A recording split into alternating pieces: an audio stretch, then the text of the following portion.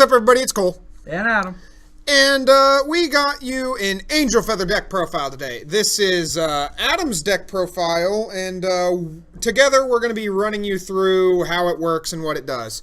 So your starting Vanguard, your grade 0, First Aid Celestial Penial? Yeah, Penial. The deck's as confusing as the names. The names are... the deck's not too confusing once you get the hang of it, but the names are kind of weird. So Penial, very simple. When rode upon, draw a card. They stopped doing the grade 0s that have other effects based on being your starter, and I'm glad they did that. Because some of them weren't that great anyway. Just the draw card is amazing. Yeah.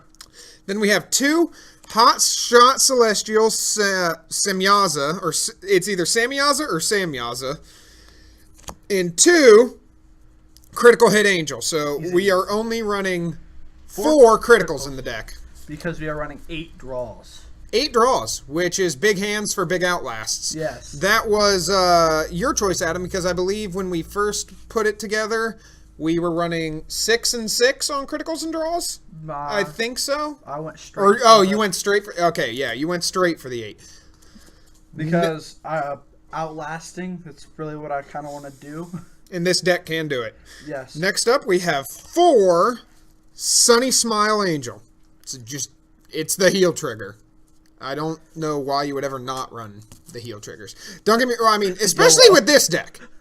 This deck, with the heal triggers, you're doing stupid stuff. Yeah, because if you don't know Angel Feather, you play from your health. You do play from your damage zone. That is that is their big gimmick.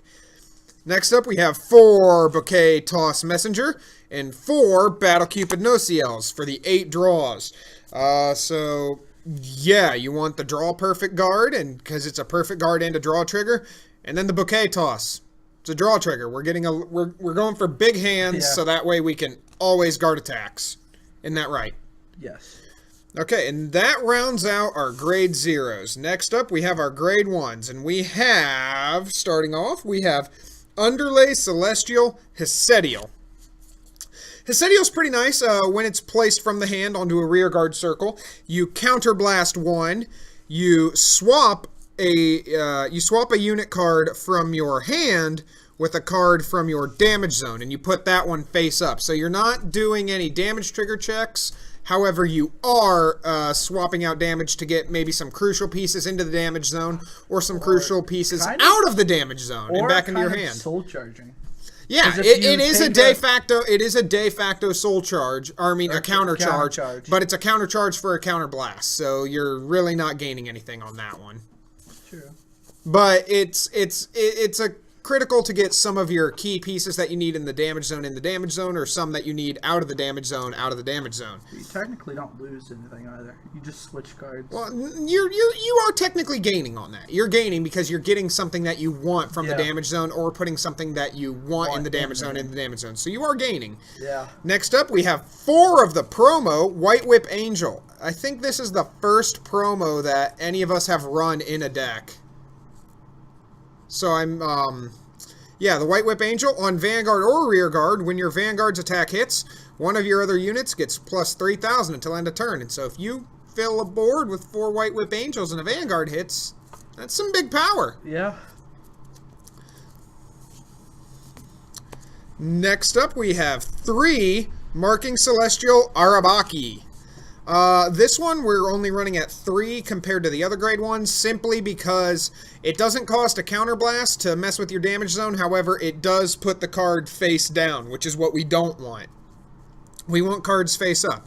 So when placed, you discard a card from your hand. You put a card from your damage zone into your hand, and you put the top card of your deck into your damage zone face down. So on this one, you are losing. You're losing a card from your hand to put one from the damage zone back into your hand, and then you're losing the top card of your deck. So this one you are getting a bit of a minus, but she's still good because her ability hits off for free. So it's still good for getting pieces into your hand that you need in your hand. If you have the key piece of Zerakiel, if it's face down, they won't see it coming. But it's got to be face up to be ridden. However, if she's already face down in the damage zone, you can bring her back to your hand. So there is that. But yeah, so that's why Marking Celestial is at 3. It's just kind of just a free get stuff into my damage, honestly. Yeah. And next up, it's my favorite grade 1. I don't know if it's Adam's, but it's Thousand Ray Pegasus. I love this thing. I love Thousand Ray Pegasus. It was, I think it was first introduced in G era. I'm not sure, but I love Thousand Ray Pegasus. It's all right. When it boosts, if a new card was put into your damage zone this turn, counterblast 1, and this unit gets plus 10,000. With how this deck works, the new card going into your damage should always, for the most part, it should always be a face-up card. So you can swap one to do a quote-unquote counter charge, and then just counterblast it away to get plus 10 power, 18. That's basically a free 10 every turn in the late game.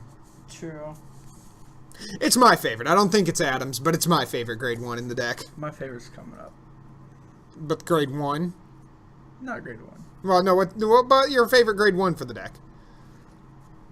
Probably the White Whip. The White Whip. White Whip is powerful for a promo. I haven't liked a lot of the other promos. Next up, we have 4 Million Ray Pegasus. So, similar to Thousand Ray, except if a new card was put into your damage zone this turn, this unit gets plus 5,000 power and plus 5,000 shield. And it's a continuous ability.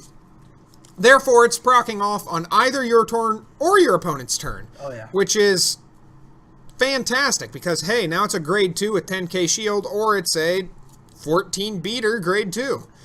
It is just a very good card that all you have to do is get a new damage into your damage zone. And with Angel Feather, yeah, not hard at all. Next up, we have 2 Armighty and a Becca. Becca is going to be a rear impetus Armighty at some point, but for right now, we do not have the third, so we're running a Becca. And Becca's all right for replacement right now. Becca's okay. Like, I think Armighty is the preferred because you're not you don't do too much soul blasting, and so the Armighty's a good tech with its soul blast. So Armighty on the Vanguard or Rear Guard, when it's placed from the hand, you soul blast 1, call a card from your damage zone to Rear Guard, and put the top card of your deck into your damage zone face down. Now this one, yes, it does go face down. However, so much. Yeah, however, this one's a soul blast, so it's not as bad because you're only losing a card from the soul, and Angel Feather doesn't utilize the soul that much anyway. I think this is it. Does. Well, and the one of grade 3 we have in here too. The one of grade 3 also soul blasts. But yeah.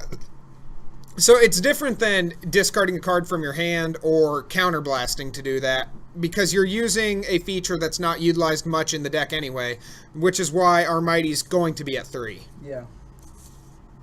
Now, you actually get a lot of value out of that. Armighty? Oh, yeah. Even though it comes face down. Because, like, you can get any card you... Well, anything that goes face down, or even anything that goes face up, combos really well with arguably the most important grade 3. I believe that grade 3 should have been the VR, but we'll get to that. Yeah, I agree with you. Yep. Next up, for rounding out the grade 2s, we have Wild Shot Celestial Ragel. On Rear Guard, when placed from hand, if a new card was put into your damage zone this turn, counterblast 1 and call a card from your drop zone to Rear Guard. So this one's interesting because she's getting back some of your pieces that might be in the drop zone already, whether it's from discarding or if they've been retired. So this, I believe, or at least it's the one card that you are running that has that does anything with the drop zone. They might have 1 or 2 more, but I think this is the only one that you're running. Yeah. And I like her. Oh yeah, she's pretty good. And once again, with a lot of the things, when a lot of the damage comes in face up, it's a free. You replace one for a quote unquote counter charge again, and then you counterblast it away for a unit from the drop. Yeah, and it kind of combos with Armighty a little bit, because if you can get something with if you have something good in the soul, you can soul blast Armighty first and then go with Ragel. So that's a decent combo. Or if Ragel can get something good from your life, but you kill it because it goes on a rear guard, I can just bring it back with. Yeah. So like cards combo well. This deck does work really well together. Some decks only certain cards combo, but a lot of the cards in this deck combo very well. Next up, we have the one of Mobile Hospital Feather Palace. Grade 3. Oh, and if you didn't know, now you are aware, it is Angel Feather is a Protect clan, which makes sense. I could have seen Angel Feather possibly going Force. I could have seen it going Force because but before they revealed it, I expected Neo Nectar to be the Protect. I guess. Well, but it also makes sense why it doesn't because, or at least at the time, Neo Nectar, how I knew Neo Nectar, which was from the G era, it's like, hey, throw stuff out, stupid power gains. Yeah. But yeah, so Mobile Hospital Feather Palace. It's the only grade 3 we only run one of, correct? Yes. And out of 8 grade 3s, correct? Yes. Okay.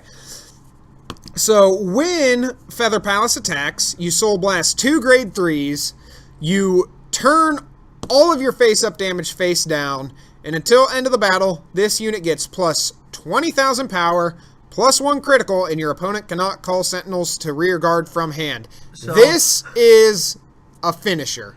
Yeah, I have it in here, not to... Have you ever seen it? Yes, I used it against you, but not in the Vanguard. Oh, yeah, you put it on the rear guard, yeah, I was just going for the final push. Yeah. But I've only seen it once. You've only seen it one? Yeah, and I mean, it's not a bad card, but it's... Yeah. If you're playing it on Vanguard... It's so good. Well, technically its ability can also be used on rear guard, but still, it is a finisher. It is a card that is used as a finisher. See, like, it's not really dependable because there's only one, but it's if I have it. If it's on Vanguard, you need to have ridden grade 3s twice. Yeah. If it's on rear guard, you have needed to have ridden grade 3s 3 times, so that way you still have the other 2 into the soul. Which is and they don't very soul possible. charge. Yeah, it is. But they don't soul charge like Dark Irregular. No. I can get every grade 3 in my deck into the soul by turn 5. That was a match. That was a match. That was a match that we did not record. But yeah, too bad we didn't. But like, I was feeling lazy that day. Yeah. But like honestly, if I need to, because shut up, Adam. because I have 4 Zeracules, but I only am running 3. I think you can. Yeah, we'll get to that in a minute. You ruined the surprise. Sorry. But yeah, so the Feather Palace, I don't see a need for it to be at more than 1. And that's even if you want to run 1. It depends on what you want to do with it. But there's another surprise coming up. Yep. Next up, 3 Solidify Celestial Zerakiel. Adam, who do you want to thank for that Zerakiel? Who do you want to thank for that Ezel? I want your answer first. You. Okay. Because he pulled it and... I did pull that. I got 2 boxes. Yeah. SVR Zerakiel. 2 Metatrons, 2 Vivians. Oh yeah, if anybody has opened any of these boxes, and if you've opened these boxes and you're finding that all your triple rares are Metatron and Vivian and all your VRs or SVRs are any form of Zerakiel, let us know. You are not alone. Yeah, let us know because I'm curious because the first 7 boxes that we got at our local store, 6 Zerakiels. There probably would have been 7. However, one of those was one of the VR was replaced by an upcoming card. But let's talk about the Zerakiel real quick. So on Vanguard, okay, so Vanguard or rear guard. During your turn, if a new card was put into your damage zone this turn, all your front row units get plus 3,000. Oh yeah. A little underwhelming ability for a Vanguard rare. Its key lies in its second ability, which is from the damage zone. If your opponent's Vanguard is grade 3 or greater, and this card is face up in the damage zone, put the top card of your deck into your damage zone face down and ride Zerakiel as stand. Point. Her ability, even if it takes you to 6 damage before you ride her, does not make you lose the game. Her ability does resolve and will ride her and you will be back at 5 damage, which is pretty cool. But, yeah, so that ability is really good, but still compared to the last grade 3 in the deck, Yeah. The last grade 3 should have been the Vanguard I rare. agree with you, yeah. It's in just terms of its power output, it is just, in my opinion, so much better. Zerakiel is a great card. Don't get me wrong. Zerakiel is a great card. But in terms of power, you would expect the Vanguard rares to be like the most powerful card in the clan. Yeah. And I believe that title is reserved for the next card. Drum roll. Crimson Impact Metatron. And as you can see, that 7th box had an OR Metatron in it. Yes. Instead of a Zerakiel that we probably would have gotten. Yeah. But that was our first 7. Our next boxes weren't bad, because we hadn't even... Our next... the next 4... yeah. A Zerakiel, SVR Ezel, SVR Cecilia, and a normal Cecilia. But still, out of the first 7 boxes, if you had that same one, triple rares were the same in almost every box. We had a Bowmains that differed, and we had one of the Neo Nectar triple rares that was different. But for the most part, there was always a Victor opened it. Okay. There was always a Vivian or a Metatron. Yes. And it kind of screwed the second market there for a hot minute because Angel Feather tanked in price everywhere while Gold Paladin and Neo Nectar just shot up in price. It was awful. Like Ezel shot up. Ezel shot up. Cecilia went up. Ezel doubled in price. But let's talk about Metatron. So Metatron's amazing. So when on the Vanguard, when it's ridden from a grade 3, you counterblast 2, call a card from your damage zone to rear guard, and this unit gets plus 15,000 power until end of turn. If you didn't notice, you don't have to replace that card you call. That is a free heal. This deck technically has 8 heals in it. Yeah. As long as you have a different grade 3 before you ride Metatron. Yeah. And you have 2 counterblasts. But her second ability ensures that you have counterblasts for days. Yeah. Her second ability, put a card from your damage zone on the bottom of your deck and deal this unit 1 damage. Damage check and all, so you can check heals, you can check draws, you can check criticals. This card's power is ungodly. Yeah. If this was the SVR, I think it would be one of the most powerful SVRs. I feel like this should have been the VR. I'm not discounting Zerakiel. Zerakiel is a fantastic card, especially the second ability. But the second ability. But Metatron, the power that Metatron can put out. Oh, guess what? Ride from a grade 3, counterblast 2, free heal, and now I'm at 27,000. Yeah. Now I'm at 27,000. Oh, and on the same turn, recover a face-down damage, put that on the bottom of your deck, deal yourself a face-up damage. Oh, you checked a heal trigger? How about you heal a damage if your damage is equal to or greater than your opponent? Critical trigger. Oh, hey, let's stack a critical on something. Oh, draw. Let's get an even bigger hand that I've already got. This card is spectacular. I've seen Angel Feather go from 5 health to 3 to 4 to 5. Oh, yeah. The very first test we did with this deck, I piloted it. I piloted it so Adam could get a feel for how it works, because he was playing as Spike Brothers. I got all the way up to 5 damage, rode Metatron, because you were at 1 or 2. So I rode Metatron from Zerakiel, counterblasted 2, called a unit, used her ability, got rid of one of the counterblasts, dealt myself a damage, was a heal trigger, healed it, then swung, checked a critical, and tied it up 3 to 3 in 1 turn. You ended up winning just with the power of Metatron. I did win that. I did win that against Spike Brothers. Yeah, and I was kind of baffled because I was at 1 or 2 and you was at 5. Yeah, and then I got back to 5, then went back down to 4, then went to 5 and 1. Yeah, but this deck, this one right here, this deck, Metatron and all, the deck in general, it could easily go toe to toe with Excel.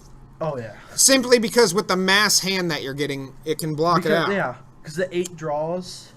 Yeah, the 8 draws, the critical, or the 4 criticals. And the 4 criticals, that doesn't even matter. Eventually, you're going to get through because you're winning the long game. Yeah.